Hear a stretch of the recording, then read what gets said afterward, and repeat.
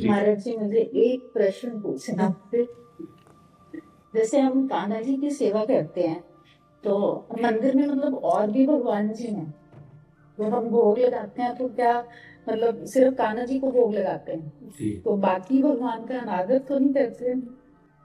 नहीं, कान्हा जी को भोग लगा रहे हैं तो उसी में भावना कर दो कि भगवान तो एक है, रूप अनेक है, तो प्रभु सब रूपों में इसी में पाल लो, भावना कर ले।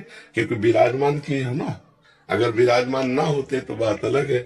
जब और भगवान के रूप विराजमान है, तो अगर भगवान कान्हा रूप में है तो भगवान शिव रूप में भी है, राम रूप में भी है। अगर आप ये रूप विराजमान किए हो तो मान लो कई थाल ना लगा के एक थाल में भावना करो कि कान्हा और आप सब पालक हो, तो एक साथ अर्पित हो गया और भगवान एक रूप में ही पालेंगे तो सब रूपों में पहुंच जाएगा। पर हमारी भावना, जब हम चार भगवान विराजमान किए तो चारों को भोग लगाने की भावना करें।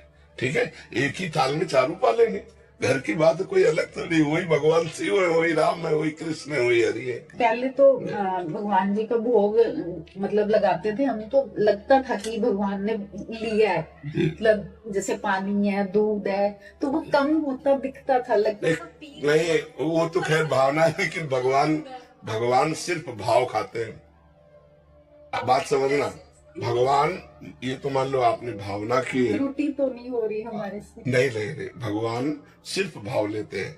भगवान पार्थिव वस्तुओं को भोग नहीं पाते कहीं भी। भगवान, जब आप उस भाव दशा में पहुंच जाएंगे तब आपके साथ खेलेंगे। उस भाव दशा में जब आप शरीर भाव से रहित हो जाएंगे, स्त्री पुरुष भाव रहित, सच्चिदानंद भाव, तो फिर भक्तों के जीवन में आता है कि भगवान उनके साथ खेले, भगवान उनके साथ खाए, भगवान उनके साथ ऐसी ऐसी लीलाएं किए। अपने लोगों को भगवान का भाव बढ़ाना है।